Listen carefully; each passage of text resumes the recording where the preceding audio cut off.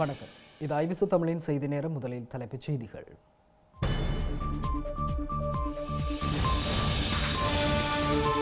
சஜித் அனுரவின் உயிர்த்த ஞாயிறு தாக்குதல் விசாரணை அறிக்கை ஏற்றுக்கொள்ள மறுக்கும் கத்தோலிக்க திருச்சபை. யாழில் முன்னெடுக்கப்படும் அபிவிருத்தி திட்டங்கள் தீபகத்திலும் முன்னெடுக்கப்பட வேண்டும் என்கிறார் ஐங்கரநேசன்.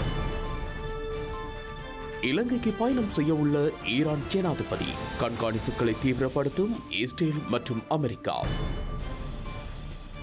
இந்திய நாடாளுமன்ற தேர்தல் திமுக மற்றும் பாஜக முறைகேடுகளை செய்ததாக எடப்பாடி குற்றச்சாட்டு. ஈரானை தொடர்ந்து ஈராக்கில் தாக்குதலை மேற்கொண்ட இஸ்ரேல் சேத விவரங்களை வெளியிட மறுத்த ஈரான்.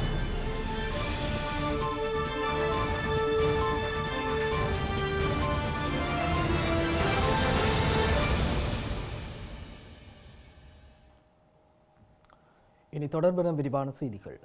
மக்கள் விடுதலை முன்னணி தலைமையிலான தேசிய மக்கள் சக்தி மற்றும் ஐக்கிய மக்கள் சக்தி ஆகிய கட்சிகள் உயிர்த்த தாக்குதல் தொடர்பான விசாரணைகளை முன்னெடுப்பது தொடர்பில் சமர்ப்பித்த முன்மொழிவுகளை இலங்கை கத்தோலிக்க திருச்சபை இதுவரை ஏற்றுக்கொள்ளவில்லை என கத்தோலிக்க திருச்சபையின் ஊடக பேச்சாளர் அருத்தந்தை ஸ்ரீல் காமினி தெரிவித்துள்ளார்.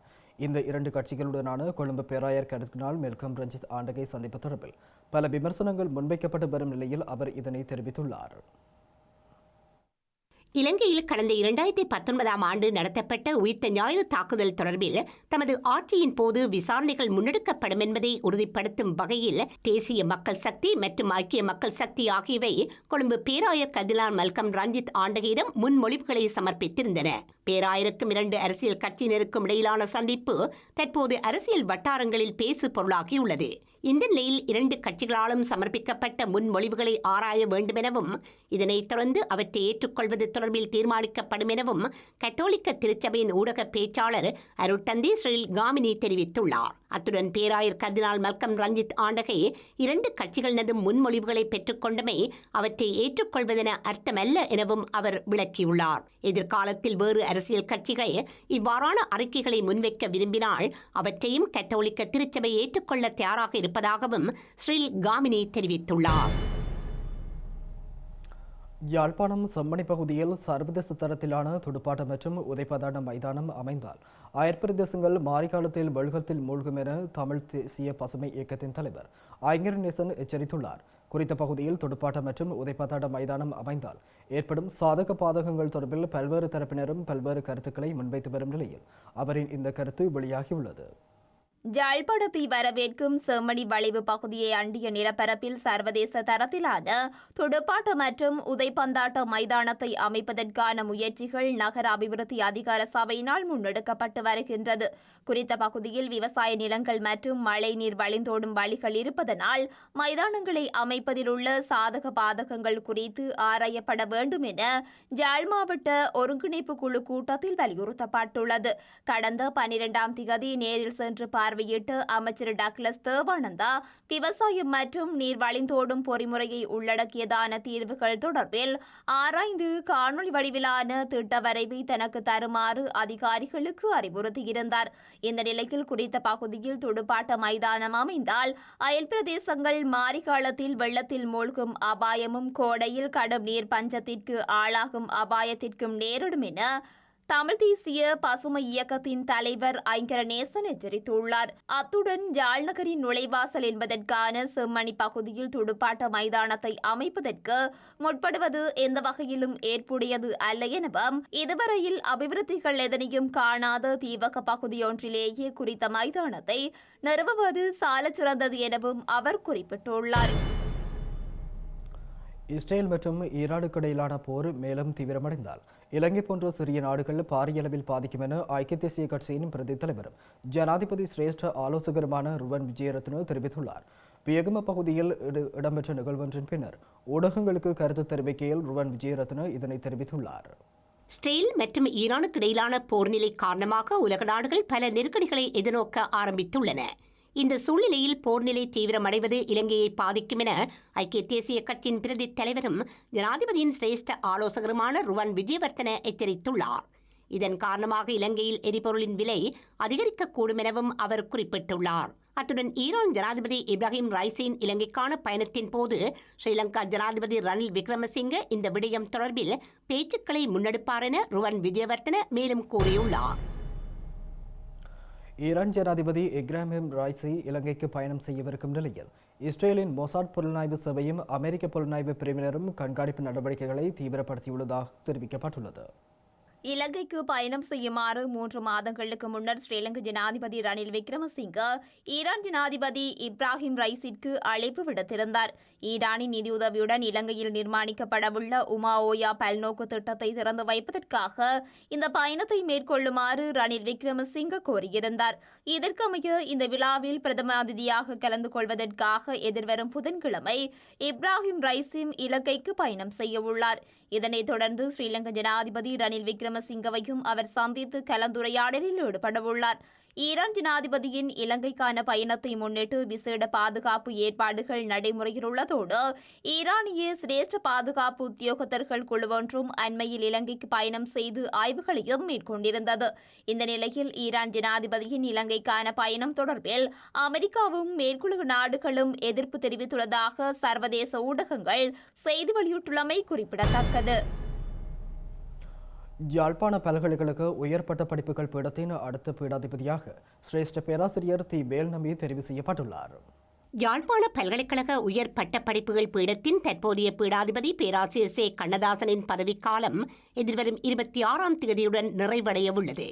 இந்த நிலையில் புதிய பீடாதிபதியை தெரிவு செய்வதற்கான விசேட பேரவை அமர்வு இன்று பிற்பகல் துணைவேந்தர் பேராசிரியர் சி ஸ்ரீ சத்வராஜா தலைமையில் நடைபெற்றது. குறித்த பீடாதிபதி தெரிவுக்காக முகாமைத்துவ கற்கைகள் மற்றும் வணிக பீடத்தின் முன்னாள் பீடாதிபதியும் கணக்கியல் துறை சிரேஷ்ட பேராசிரியருமான தி வேல்நம்பி, விஞ்ஞான பீடத்தின் ரசாயனவியல் துறை தலைவர் பேராசிரியர் கு வேலாயுதமூர்த்தி மற்றும் விலங்கியல் துறையைச் சேர்ந்த பேராசிரியர் க கஜபதி ஆகியோர் தமது ஆர்வத்தை வெளிப்படுத்தியிருந்தனர். பீடாதிபதி தெரிவுக்கு ஆர்வத்தை வெளிப்படுத்தியவர்களின் சுய சமர்ப்பணம் இடம்பெற்றிருந்த நிலையில் 2 பேராசிரியர்கள் வருகை தந்திருந்தனர். இதனைத் தொடர்ந்து பேரவை உறுப்பினர்களிடையே இடம்பெற்ற வாக்களிப்பின் போது சிரேஷ்ட பேராசிரியர் தி வேல்நம்பி வாக்கு எண்ணிக்கையின் அடிப்படையில் முன்னிலை பெற்ற நிலையில் உயர் பட்ட படிப்புகள் பீடத்தின் அடுத்த பீடாதிபதியாக தெரிவு செய்யப்பட்டுள்ளார். இலங்கையில் உள்ள மலையக பெருந்தோட்ட தொழிலாளர்களுக்கு நாளொன்றுக்கு 2000 ரூபாய் சம்பளம் வழங்கப்பட வேண்டும் என ஸ்ரீலங்கா கல்வி ராஜாங்க அமைச்சர் அருணாச்சலம் அரவிந்த்குமார் வலியுறுத்தியுள்ளார். இலங்கையில் தற்போது ஏற்பட்டுள்ள பொருளாதார நெருக்கடி காரணமாக பெருந்தோட்ட தொழிலாளர்களுக்கு நாளொன்றுக்கு 1700 ரூபாய் அல்லது 2000 ரூபாய் சம்பள அதிகரிப்பு போதாது என ஸ்ரீலங்கா கல்வி ராஜாங்க அமைச்சர் அருணாச்சலம் அரவிந்தகுமார் தெரிவித்துள்ளார்.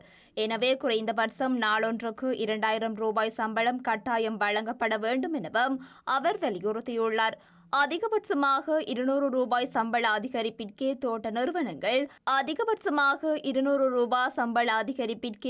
நிறுவனங்கள் தயாராக உள்ளதாக தகவல்கள் வெளியாகியுள்ள நிலையில் அதற்கு இணக்கம் தெரிவிக்க முடியாது எனவும் 2000 ரூபாய்க்கு மேல் சம்பளம் வழங்கப்பட வேண்டும் எனவும் அவர் தெரிவித்துள்ளார். அத்துடன் தோட்ட நிறுவனங்கள் இலாபம் இல்லை என தெரிவிப்பது பொய்யெனவும் அவ்வாறு நஷ்டம் ஏற்பட்டால் தோட்டங்களை அரசிடம் கையளிக்குமாறும் அவர் குறிப்பிட்டுள்ளார். ஸ்ரீலங்கா தொழில் மற்றும் வெளிநாட்டு வேலைவாய்ப்பு அமைச்சினால் முன்னெடுக்கப்படும் சேவைகளை பொதுமக்களுக்கு நடமாடும் சேவை மூலம் வழங்கும் செயற்திட்டம் மன்னாரில் இன்று ஆரம்பமாகியுள்ளது. நடமாடும் சேவையில் 36 வெளிநாட்டு வேலைவாய்ப்பு நிறுவனங்கள் கலந்து கொண்டு தமது சேவைகளை வழங்கியுள்ளன.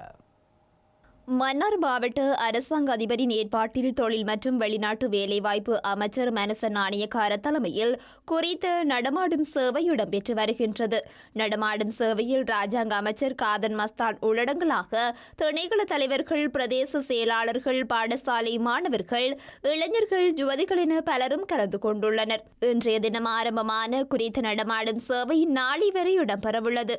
வெளிநாடுகளுக்கு சென்று சட்ட ரீதியாக தொழில் வாய்ப்புகளை பெற்றுக்கொள்ள எத்தனித்துள்ள நூற்றுக்கணக்கான இளைஞர்கள், யுவதிகள் குறித்த நடமாடும் சேவையில் கலந்து கொண்டுள்ளமை குறிப்பிடத்தக்கது.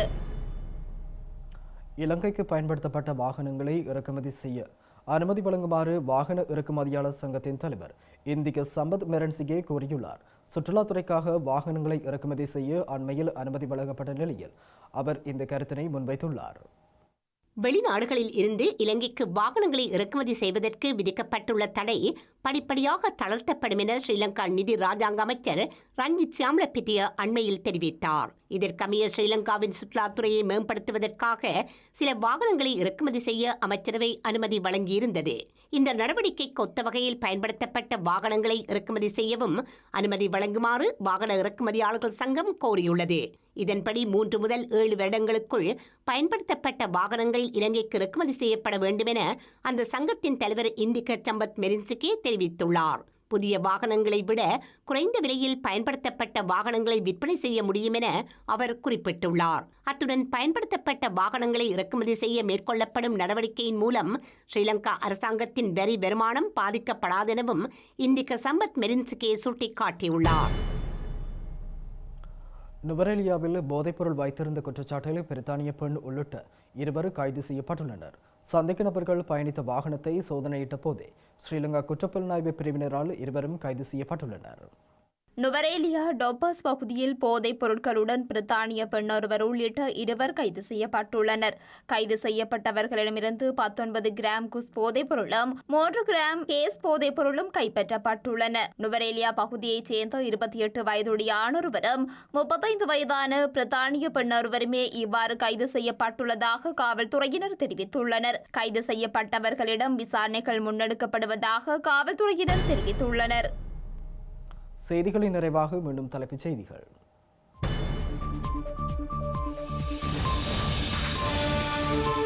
சஜித் அனுரவின் உயிர்த்த ஞாயிறு தாக்குதல் விசாரணை அறிக்கை ஏற்றுக்கொள்ள மறுக்கும் கத்தோலிக்க திருச்சபை.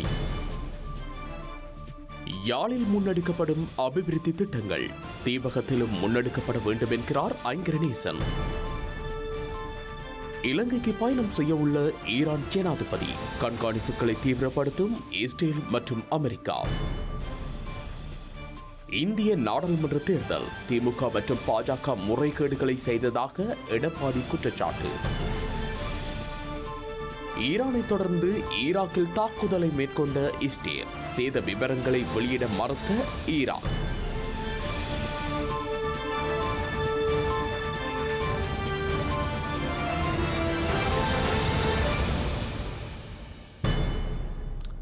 இத்துடன் ஐபிசி தமிழின் செய்தி நேரம் நிறைவுக்கு வருகிறது. உடனுக்குடன் செய்திகளை அறிந்து கொள்ள ibctamil.com என்ற எமது இணையதளத்தை பார்வையிடுங்கள். வணக்கம்.